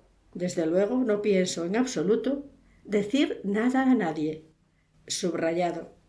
Esperando recibir sus opiniones sobre este asunto a la mayor brevedad, quedo de usted afectuosamente, Emily Arundel. Di la vuelta a la carta y escudriñé atentamente sus dos caras. «Mas, Poirot», exclamé, «¿a qué se refiere todo esto?» Mi amigo se encogió de hombros. «¿No lo ve? ¿De veras?» Golpeé la hoja con impaciencia. «¿Pero qué mujer? ¿Por qué no puede esta señora o señorita?» «Señorita, según creo. Es la típica carta de una mujer soltera». «Sí», convine. «Una anciana muy minuciosa y exigente. ¿Por qué no ha expresado claramente lo que quería decir?» Poirot suspiró. «Como usted dice, ha sido un lamentable descuido en el empleo del orden y el método en el proceso mental. Y sin orden ni método, Hastings». «De acuerdo», interrumpí. «Las pequeñas células grises no existen prácticamente». «No quería decir eso, mon ami». «Pues yo sí. ¿Cuál es la razón de escribir una carta como esa?» «No veo muchas. Esa es la verdad», añadió Poirot. «Un galimatías tan grande para nada», proseguí.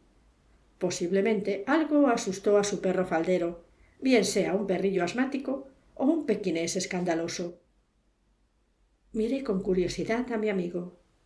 «Y sin embargo, usted leyó completamente la carta por 2 veces. No logro comprenderlo, amigo Poirot».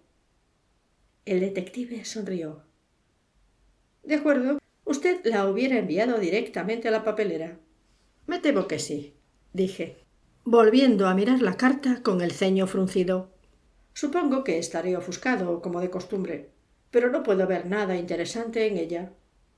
No obstante, contiene un punto de gran importancia, un punto que me chocó enseguida». «Espere», exclamé, «no me lo diga.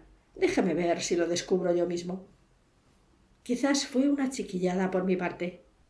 Examiné otra vez minuciosamente la carta. Luego moví la cabeza negativamente. «No, no lo encuentro. La anciana sospecha algo. Me doy cuenta de que... pero no. Esta clase de damas lo hacen a menudo. Puede que no sea nada, o puede que sea sobre algo, pero no comprendo cómo asegura usted una cosa así, a no ser que su instinto». Poirot levantó una mano con actitud ofendida. «Instinto. Ya sabe usted lo que me desagrada esa palabra. Algo parece que me dice: eso es lo que supone usted. Jamais de la vie. Yo no. Yo razono. Empleo las pequeñas células grises. Hay un punto muy interesante en esa carta que le ha pasado totalmente inadvertido, Hastings». «Vaya», dije con expresión cansada. «Ya me la he ganado». «¿Ganado? ¿El qué?» «Es una forma de expresar que he procedido de forma tal que he permitido encontrar una razón para decirme justamente lo tonto que soy». «Tonto no, Hastings. Solamente poco observador». «Bueno, sáquese de la manga lo que sea. ¿Cuál es ese punto interesante?» «Supongo que, como no sea el incidente del perro, la cuestión es que no hay ningún punto de verdadero interés». Poirot no hizo caso de mi comentario y dijo calmadamente: «El punto interesante es la fecha». «La fecha». Volví a tomar la carta. En el ángulo superior izquierdo se leía: 17 de abril. «Sí», dijo lentamente, «es extraño.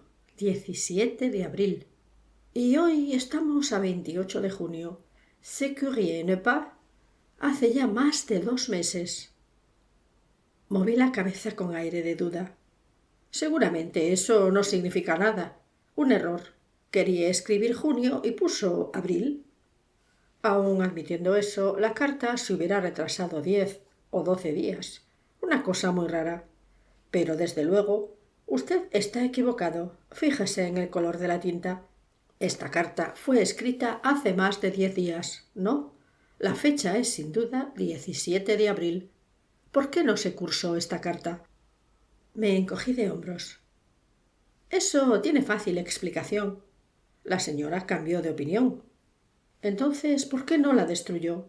¿Por qué la guardó durante 2 meses y la envió ahora?» Tuve que admitir que aquello era difícil de contestar.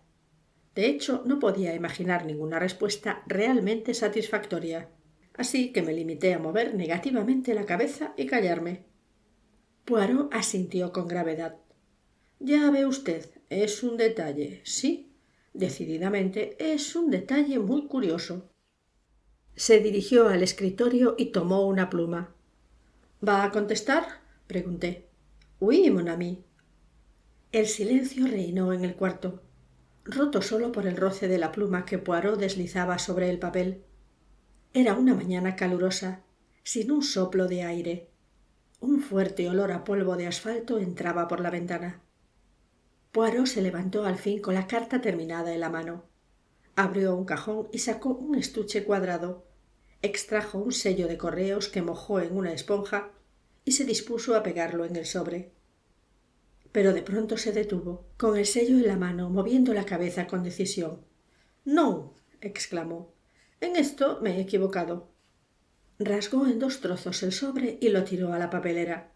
«No debemos tratar así este asunto. Tenemos que irnos, mon ami». «¿Quiere usted decir que nos vamos a Market Basing?» «Precisamente. ¿Por qué no? ¿No se ahoga uno hoy en Londres? ¿No sería agradable un poco de aire campestre?» «Bueno, si pone las cosas así», dije. «¿Vamos en el coche?» Había adquirido un Austin de segunda mano. «Excelente. Hace un buen día para dar un paseo en automóvil. Poca falta le hará la bufanda. Un ligero abrigo, un pañuelo de seda, será suficiente». «Querido amigo, no vamos al Polo Norte», protesté. «Hay que tener mucho cuidado para no pescar un resfriado», sentenció Poirot. «¿En un día como este?» Sin hacer caso de mis protestas, Poirot procedió a enfundarse un abrigo de color canela, envolviéndose luego la garganta con un pañuelo de seda blanca. Tras colocar con cuidado el sello mojado boca abajo en el papel secante de la carpeta para que se secara, salimos juntos de la habitación. Capítulo 6. Visitamos Little Greenhouse. No sé cómo se encontraría Poirot con el abrigo y el pañuelo, pero yo estaba poco menos que asado antes de que saliésemos de Londres.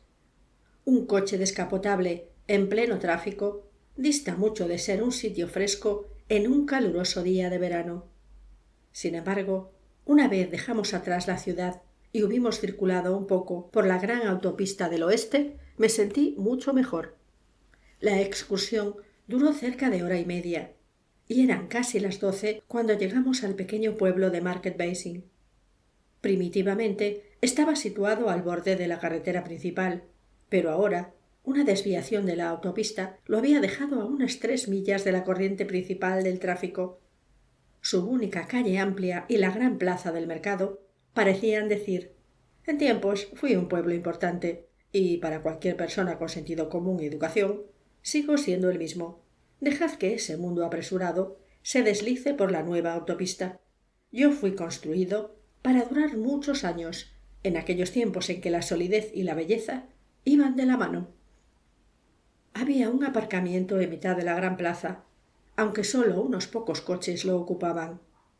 Estacioné el Austin mientras Poirot se despojaba de sus superfluos ropajes y comprobaba que sus bigotes estaban en adecuadas condiciones de simétrica arrogancia.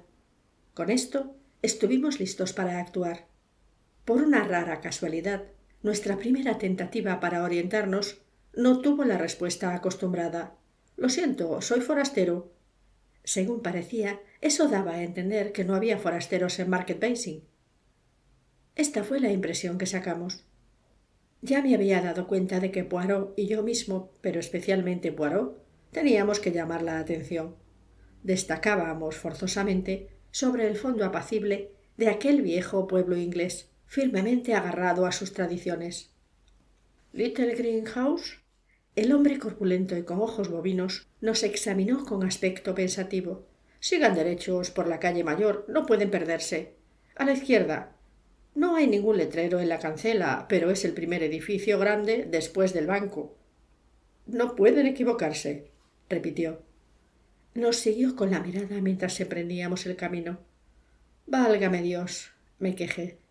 Hay algo en este pueblo que me hace sentir extremadamente notable, y usted, Poirot, tiene un aspecto absolutamente exótico. ¿Cree usted que van a darse cuenta de que soy extranjero? ¿No es eso? Es cosa que clama al cielo, le aseguré. Y sin embargo, mis ropas están confeccionadas por un sastre inglés, refunfuñó Poirot. El hábito no hace al monje, continué. No se puede negar que tiene usted una personalidad poderosa. A veces me extraña que ello no le produzca complicaciones en su carrera. Mi amigo suspiró. Tiene usted metida en la cabeza la idea errónea de que un detective debe ser un hombre que se ponga barba postiza y se oculte tras una columna. La barba postiza es un vieux jeu y seguir a la gente es cosa que solamente llevan a cabo los componentes de las clases más inferiores de nuestra profesión. Hércules Poirot, amigo mío, necesita tan solo descansar en un sillón y pensar. Lo cual explica el que ahora nos encontremos recorriendo esta calle en una calurosa mañana veraniega. Esto se puede refutar fácilmente, Hastings. Por una sola vez, lo reconozco, me he salido de mis costumbres. Encontramos fácilmente el Little Greenhouse, pero nos esperaba una sorpresa. Un anuncio de venta firmado por una inmobiliaria. Mientras lo leíamos, atrajo mi atención el ladrido de un perro. Los arbustos no eran muy espesos y lo pude ver enseguida. Era un terrier de pelo corto, quizá demasiado peludo para la estación en que estábamos. Se apoyaba sobre las patas abiertas, inclinado y ligeramente a un lado, y ladraba con evidente placer, lo cual demostraba que su actitud se basaba en motivos afectuosos. «Soy un buen perro guardián, ¿no te parece?», ladraba. «No te preocupes por mis ladridos, así es como me divierto, aunque desde luego también es mi deber. Solo es para que sepan que hay un perro en la casa. ¡Qué mañana más aburrida! No sabes lo que me gustaría tener algo que hacer. ¿Vais a entrar? Espero que sí. Maldito aburrimiento. Necesito hablar con alguien». «Hola, muchacho», dije adelantando la mano.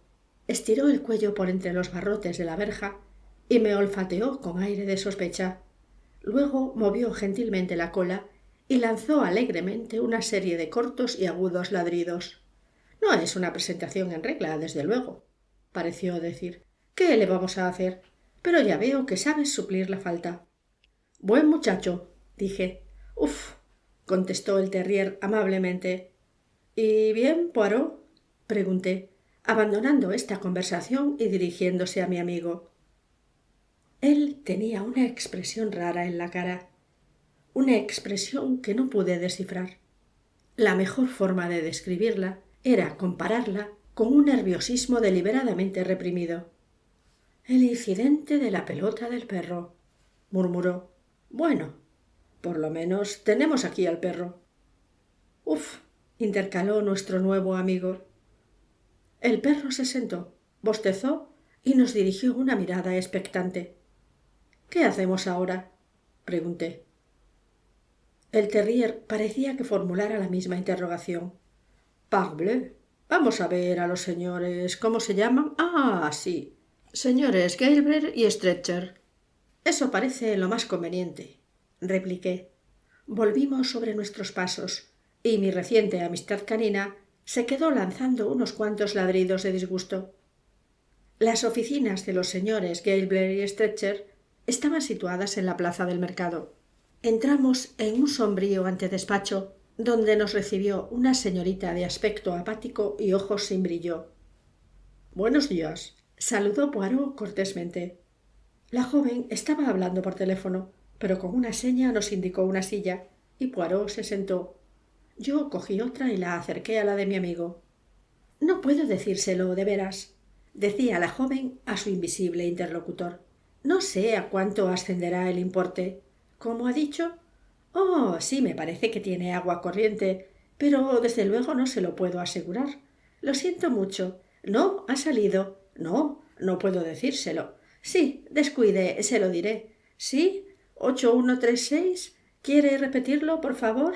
Ah, 893539. Ah, 5135. Sí, le diré que telefoné después de las 6. Ah, perdón, antes de las 6. Muchísimas gracias. No lo olvidaré». Dejó el auricular en su sitio y escribió el número 5319 en el secante de la carpeta. Luego se volvió y dirigió una suave aunque escrutadora mirada a Poirot. El detective empezó a hablar con viveza. Me he enterado de que tienen una casa para vender en las afueras del pueblo. Me parece que se llama Little Greenhouse. —¿Perdón? ¿Cómo ha dicho? —Una casa por alquilar o vender —repitió Poirot, recalcando con fuerza las palabras—. Little Greenhouse. —Ah, Little Greenhouse —contestó la joven vagamente. —¿Little Greenhouse ha dicho usted? —Eso es. —Little Greenhouse —repitió ella, haciendo un tremendo esfuerzo mental. —Oh, bien, creo que el señor Gabler sabrá algo de eso. —¿Podría ver al señor Gabler? —Ha salido —respondió la señorita con una especie de tenue y anémica satisfacción, como si dijera: me he apuntado un tanto. —¿Sabe usted cuándo volverá? —Lo siento, pero no lo sé. —Como usted habrá comprendido, estoy buscando una casa por los alrededores. —Ah, sí —dijo la joven sin ningún interés—. Y Little Greenhouse parece ser lo que yo ando buscando. ¿Podría darme algún detalle de la casa? —¿Algún detalle? Se sobresaltó la muchacha. —Sí, detalles de Little Greenhouse. De mala gana la chica abrió un cajón y sacó un montón de papeles arrugados. Luego llamó: —¡John! Un mozalbete larguirucho, que estaba sentado en un rincón, levantó la cabeza. —Diga, señorita, tenemos detalles de... ¿Cómo dijo usted que se llama? —Little Greenhouse —repitió Poirot pacientemente. —Tienen ustedes aquí un anuncio sobre el particular —intervine yo señalando la pared. La muchacha me miró fríamente. 2 contra 1 no está bien, pareció pensar. Así es que recurrió a sus propios refuerzos para cumplimentar. —Tú no sabes nada acerca de Little Greenhouse, ¿verdad, John? —No, señorita, en todo caso, estará entre esos papeles. Y señaló el montón que sacó antes la muchacha. —Lo siento —dijo ella sin mirar siquiera donde se le había sugerido—. Me parece que habremos enviado esos detalles a alguien. C'est dommage. ¿Cómo dice? Que es una lástima. Tenemos un bonito bungalow en Hemel End, con sitio para 2 camas. La joven habló sin ningún interés, como quien quiere cumplir sus obligaciones con el dueño del negocio. Muchas gracias, no me interesa. Y una habitación semi-independiente con un pequeño invernadero. ¿Le puedo dar detalles de ella? No, gracias. Lo que me interesa saber es cuánto piden por el alquiler de Little Greenhouse. Pero si no se alquila, dijo la joven, abandonando su posición de completa ignorancia por el mero placer de discutir. Solamente se vende. El anuncio dice para alquilar o vender. No quiero discutirlo, pero solo se vende. Cuando la batalla estaba en este punto, se abrió la puerta y entró un caballero de mediana edad, con los cabellos grises. Sus ojos nos miraron inquisitivamente, y con las cejas pareció formular una pregunta a su empleada. —Este es el señor Gabler —dijo la joven. El aludido abrió la puerta de su despacho particular con un gesto elegante. —Pasen por aquí, señores. Cuando entramos, nos señaló con amplio ademán 2 sillas, mientras se sentaba frente a nosotros tras una gran mesa. —Bueno, ¿en qué puedo servirles? Poirot empezó de nuevo con perseverancia admirable. Necesito conocer algunos detalles sobre Little Greenhouse. No llegó más lejos. El señor Gabler inmediatamente tomó la iniciativa. —¡Ah, Little Greenhouse! Esa sí que es una buena propiedad, una verdadera ganga. Y acaba de ponerse en venta. Les puedo asegurar, caballeros, que no encontramos a menudo casas de este tipo al precio con que se ofrece esta. Es de un gusto exquisito. La gente está ya harta de edificios cursis y presuntuosos. Quieren cosas positivas, buenas y honradas construcciones. Una finca hermosísima, con carácter, sentimiento, estilo georgiano en su totalidad. Eso es lo que la gente quiere ahora. Hay cierta predisposición por las casas de época. Seguro que entenderán a qué me refiero. Sí, desde luego. Little Greenhouse no estará mucho tiempo a la venta. Me la quitarán de las manos, estoy seguro.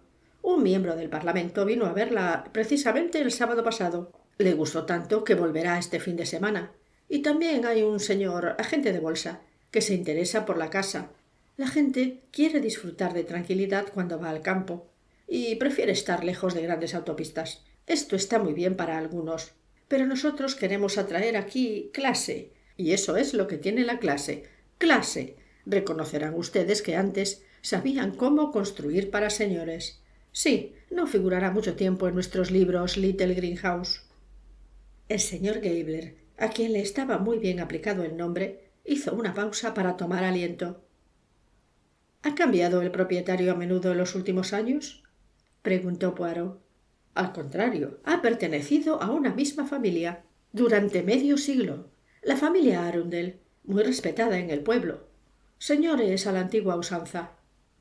Calló de pronto. Abrió la puerta del despacho y ordenó: Señorita Jenkins, déme los pormenores de Little Greenhouse. Deprisa. Volvió a sentarse frente a nosotros. Necesito una casa poco más o menos a esa distancia de Londres, contestó Poirot. En el campo, pero no en un descampado. Supongo que me comprenderá. Perfectamente, perfectamente. No conviene demasiada soledad. Los criados protestan. Aquí, sin embargo, existen todas las ventajas del campo, pero no sus inconvenientes. La señorita Jenkins entró apresuradamente llevando una hoja de papel escrita a máquina. La puso delante de su jefe y éste, con un gesto, la despidió. Aquí lo tenemos, dijo, leyendo luego con una rapidez hija de la práctica. Casa de estilo georgiano, con las siguientes notas características: 4 salones, 8 dormitorios con salón, servicios en proporción, espaciosa cocina, amplias dependencias accesorias, establos, etc.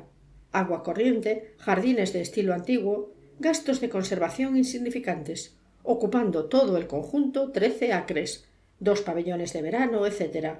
Todo ello por el precio de 2.850 libras u oferta aproximada. ¿Puede facilitarme un permiso para ver la casa? No faltaba más. El corredor de fincas empezó a escribir con un florido estilo caligráfico y con pausa. ¿Su nombre y dirección? Preguntó. Sin inmutarse lo más mínimo y con gran sorpresa por mi parte, Poirot dio su nombre algo cambiado. Señor Paroti. Tenemos 1 o 2 fincas más en venta que quizá puedan interesarle, prosiguió el señor Gabler. Mi amigo le dejó que añadiera unos cuantos permisos más al que ya tenía extendido. ¿Podemos ver Little Greenhouse a cualquier hora? Preguntó. Claro que sí, caballero. En la casa viven unos cuantos criados. Quizás convenga que llame por teléfono para asegurarme. ¿Quiere ir enseguida o después de comer? Tal vez sea preferible después de comer. Naturalmente, naturalmente. Llamaré y diré que irá usted a eso de las 2. ¿Le parece bien? Sí, muchas gracias. Dijo usted que la propietaria de la casa es una tal señorita Arundel. Creo que dijo eso, ¿no es cierto? Lawson. La señorita Lawson. Es el nombre de la actual propietaria.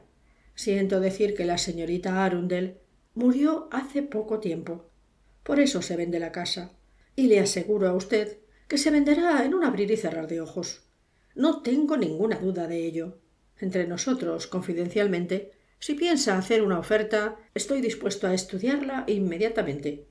Como ya le he dicho, hay un par de caballeros que se interesan por la finca y no me sorprendería que uno de estos días recibiese una oferta de cualquiera de ambos. Cada uno de ellos sabe que el otro se interesa por la misma casa y no hay duda de que la competencia sirve de acicate. ¡Ja, ja, ja! No me gustaría que quedara usted defraudado. Por lo que veo, la señorita Lawson tiene prisa por vender cuanto antes. El señor Gabler bajó la voz en tono confidencial. Eso es precisamente lo que pasa. La casa es demasiado grande para lo que ella necesita. Es una señora de mediana edad que vive de sus rentas, sola. Desea desembarazarse de la finca y alquilar un piso en Londres. Algo por completo incomprensible. Por eso la casa se ofrece a un precio tan ridículo. Resulta de veras incomprensible. ¿Estará dispuesta a estudiar una oferta? Desde luego. Haga usted la oferta y deje que ruede la bola. Pero puede creerme, No es ningún disparate ofrecer una cifra aproximada a la que antes le dije. Es una cantidad ridícula. En estos días construir una casa como esta le costaría por lo menos 6.000 libras, sin contar el valor del terreno y los impuestos municipales. La señorita Arundel murió de repente, ¿verdad? Pues no podría asegurarlo. Anno Domini, anno Domini. Hacía tiempo que había cumplido los 70. Además estaba delicada. Era la única de la familia. ¿Conoce quizás usted algo sobre ellos? Tengo algunos conocidos con el mismo apellido, cuyos parientes residen en esta zona. Me figuro que debe ser la misma familia. Es muy probable. Eran 4 las hermanas. Una de ellas se casó demasiado tarde y las otras 3 vivieron aquí. Damas al viejo estilo. La señorita Emily fue la última de ellas. En el pueblo tenían formada una alta opinión de todas. Se inclinó para entregar los permisos a Poirot. Venga por aquí otra vez y dígame qué le parece. Desde luego la casa necesita algunas reformas. Es natural. Pero yo siempre digo, ¿qué significan un cuarto de baño o 2? Eso está hecho rápidamente. Salimos del despacho y la última cosa que oímos fue la inexpresiva voz de la señorita Jenkins que decía: «La señora Camuels ha llamado por teléfono. Dijo que la telefoneara usted. Hallam 5391». Por lo que podía recordar, no era ni el número que la joven había anotado en el papel secante, ni el que le dijeron por teléfono. Aquello me convenció de que la señorita Jenkins se estaba tomando cumplida venganza por haberla obligado a sacar los pormenores sobre Little Greenhouse. Capítulo 7. Comemos en The George. Cuando salimos a la plaza del mercado, hice notar a mi amigo lo bien que le sentaba el apellido al señor Gabler. Poirot asintió sonriendo. «Se sentirá muy contrariado cuando vea que no vuelve usted», comenté. «Creo que ya se imagina haberle vendido la casa». «Eso me parece, pero temo que le proporcionaremos una decepción». «Supongo que haríamos bien comiendo aquí antes de volver a Londres. O quizás le parece mejor que lo hagamos en cualquiera de los restaurantes que encontremos en el camino de vuelta». «Querido Hastings, no me propongo abandonar Market Basing tan pronto. Todavía no hemos llevado a cabo lo que hay que hacer». Lo miré con asombro. «¿Quiere usted decir que...? Pero, mi apreciado amigo, aquí no tenemos nada que hacer. La anciana señora ya falleció». «Exactamente». El tono de esta palabra hizo que me fijara en él con más atención que nunca. Era evidente que tenía formada su propia opinión sobre el significado de aquella carta tan incoherente. «Pero si está muerta, Poirot, ¿qué es lo que vamos a conseguir?», repliqué yo suavemente. «No podrá decirle nada. Cualquiera que fuera la índole de sus preocupaciones, han desaparecido con ella». «¿Con qué facilidad y ligereza se desentiende usted del asunto? Permítame decirle que ningún caso puede darse por completo hasta que Hércules Poirot deja de interesarse por él». Había aprendido a mi costa que discutir con Poirot era inútil, pero imprudentemente proseguí. «Sin embargo, desde que murió...». «Exactamente, Hastings, exactamente, exactamente, exactamente. Está usted repitiendo una significativa circunstancia con el más significativo y obtuso de los descuidos respecto a su importancia. ¿No se ha dado cuenta de ello? La señorita Arundel ha muerto». «Pero, Poirot, su muerte fue perfectamente natural y ordinaria. No hay nada de raro o inexplicable en el asunto. Tenemos también la palabra de Gabler respecto a ello. Tenemos su palabra de que Little Greenhouse es una ganga por 2.850 libras. ¿Cree usted que eso es también el Evangelio?» «No, desde luego. Me chocó que tuviera tanto interés por vender la finca. Posiblemente sea necesario reformarla desde el tejado hasta los cimientos. Juraría que él, o más bien su cliente, estaría dispuesto a aceptar una cantidad mucho menor de la que nos dijo. Estas casonas de estilo georgiano lindantes con la calle deben de ser muy difíciles de vender». «Eh bien, entonces», comentó Poirot, «no considere a Gabler un profeta inspirado que no puede equivocarse». Iba a formular una queja, pero precisamente pasábamos ante la puerta del restaurante de George y con un enfático «tss» Poirot puso punto final a la conversación. Nos condujeron al comedor, un cuarto de grandes proporciones, ventanas herméticamente cerradas y olor a comida rancia. Nos atendió un camarero entrado en años, lento y de respiración pesada. Parecíamos ser los únicos clientes. Tomamos un cordero excelente, grandes porciones de repollo insípido y unas pocas y desconsoladoras patatas. Después llegaron unas frutas sin sabor, cocidas con natillas, y tras el queso y los bizcochos, el camarero nos trajo 2 tazas de un líquido que calificó de café. En ese momento, Poirot sacó a relucir los permisos que le diera el señor Gabler para visitar las casas e invitó al camarero a que le indicara aproximadamente dónde quedaban situadas. Sí, señor, sé dónde están la mayoría de ellas. Hemeldown está a 3 millas de aquí, en la carretera de Matchbenham. Es una casa muy pequeña. La granja Naylor está a 1 milla. Hay una especie de camino que conduce hasta allí, desde cerca de Kingshead. La granja Bisset, no, nunca oí hablar de ella. Little Greenhouse está muy cerca, un paseo de 10 minutos. Ah, creo que ya la he visto desde fuera. Me figuro que será la que más me conviene. Está en buenas condiciones de conservación, ¿no es así? Oh, sí, señor, está en muy buenas condiciones. El tejado, los desagües y todo lo demás. De estilo antiguo, desde luego. Nunca la modernizaron bajo ningún aspecto. Los jardines son muy bonitos. La señorita Arundel estaba muy orgullosa de ellos. Me parece haber oído que ahora pertenece a la señorita Lawson. Así es, señor. A la señorita Lawson, que fue la criada de la señorita Arundel. Al morir ésta le dejó cuanto poseía, incluida la casa. ¿De veras? Supongo que no tendría parientes a quienes legar su fortuna. Bueno, no fue eso precisamente. Tenía sobrinas y sobrinos, pero la señorita Lawson era su única compañía. Por otra parte, era una señora de edad y, bueno, eso fue lo que pasó. De todas formas, supongo que no poseería más que la casa y algo de dinero. He tenido tiempo de darme cuenta en bastantes ocasiones de que cuando una pregunta directa puede malograr la respuesta, una falsa presunción aporta información inmediata bajo la forma de contradicción. Al contrario, señor, pero que muy al contrario. Todos quedamos estupefactos al saber lo que le dejó. En el testamento estaba todo, el dinero y lo demás. Parece ser que la anciana no llegó a gastar todas sus rentas. Algo así como 300.000 o 400.000 libras fue lo que legó. Me deja usted asombrado, exclamó Poirot. Es como un cuento de hadas, ¿verdad? La señorita pobre que de repente se convierte en acaudalada propietaria. ¿Es joven aún la señorita Lawson? ¿Puede aún disfrutar de toda esa riqueza? No, señor, es una persona de mediana edad.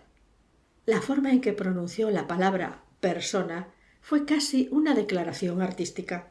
Estaba claro que la señorita Lawson, la ex criada, no había sabido conquistarse en absoluto el aprecio de Market Basing.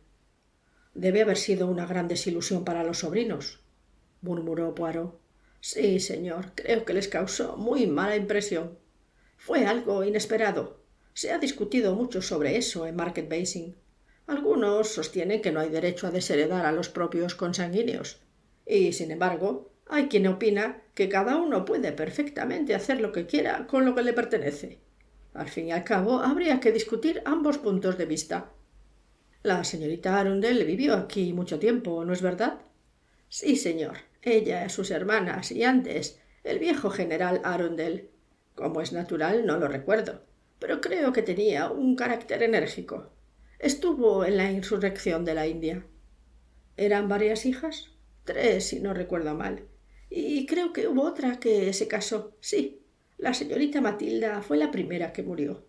Luego la señorita Agnes y finalmente la señorita Emily. ¿Hace mucho tiempo que murió esta última? A primeros de mayo, o tal vez a últimos de abril. ¿Estuvo mucho tiempo enferma? Tuvo varias recaídas. Estaba algo achacosa. Recientemente, hará cuestión de 1 año, tuvo un ataque de ictericia. Estuvo amarilla como un limón durante una buena temporada. Sí, Tuvo muy escasa salud durante los últimos 5 años de su vida. Supongo que tendrán buenos médicos en el pueblo. Pues sí, tenemos al doctor Granger. Reside aquí desde hace más de 20 años y mucha gente usa sus servicios. Es algo extravagante y con no pocas fantasías, pero es buen médico. Nadie mejor que él. Ha tomado ahora un ayudante joven, el doctor Donaldson. Este es de la nueva escuela y hay gente que lo prefiere. También está el doctor Harding, pero no trabaja mucho, está casi retirado. Me figuro que el doctor Granger sería el médico de la señorita Arundel, ¿verdad? Sí, señor, la sacó de apuros en más de una ocasión. Es de los que hacen que uno viva, tanto si quiere como si no. Poirot hizo un gesto afirmativo con la cabeza. Es conveniente enterarse un poco de las características de un sitio antes de instalarse en él, observó. Un buen médico resulta el mejor vecino. Esa es la verdad, señor. Después de esto, Poirot pidió la cuenta, a la que añadió una propina espléndida. Gracias, señor. Muchas gracias, señor. Estoy seguro de que se quedará usted aquí. Así lo espero, replicó mi amigo mintiendo descaradamente. Salimos del restaurante. ¿Satisfecho del todo, Poirot? Pregunté cuando nos encontramos en la calle. De ninguna manera, amigo mío. Tomó una dirección que yo no creí fuese la adecuada. ¿Dónde quiere ir ahora? A la iglesia. Puede ser interesante. Algunos bronces, un monumento antiguo. Moví la cabeza con aire de duda. La inspección que Poirot llevó a cabo en el interior de la iglesia fue breve. Vimos un notable ejemplar de lo que cualquier guía denominaría arte primitivo, pero que había sido tan concienzudamente restaurado en los vandálicos días de la época victoriana que en la actualidad no reunía interés artístico alguno. Después, Poirot vagabundeó sin ningún objeto, al parecer, por el cementerio de la parroquia, leyendo algunos epitafios, comentando el número de defunciones de ciertas familias y lanzando de vez en cuando alguna exclamación sobre la rareza de un nombre. No me sorprendí, sin embargo, cuando al fin se detuvo ante lo que estaba seguro había sido su objetivo desde el principio. Una imponente losa de mármol en la que se veía una inscripción, borrosa en parte, consagrado a la memoria de John Laverton Arundel, general del regimiento 24 que se durmió en Cristo el 19 de mayo de 1888, a la edad de 69 años. Lucha por la buena causa con todas tus fuerzas. También a la de Matilda Ann Arundel, fallecida el 10 de marzo de 1912. Me levantaré e iré hacia mi padre. También a la de Agnes Georgina Mary Arundel, fallecida el 20 de noviembre de 1921. Pedid y se os dará. Las letras esculpidas que seguían estaban evidentemente recién hechas. También a la de Emily Harriet Laverton Arundel, fallecida el 1 de mayo de 1936. Tú lo acabarás. Poirot se quedó mirando durante un rato las inscripciones. Al fin murmuró suavemente. El 1 de mayo. El 1 de mayo. Y hoy, el 28 de junio, he recibido su carta. ¿Ve usted, Hastings, cómo este hecho necesita ser aclarado? Vi que debía ser así, o mejor dicho, vi que Poirot estaba dispuesto a encontrar la explicación de aquello.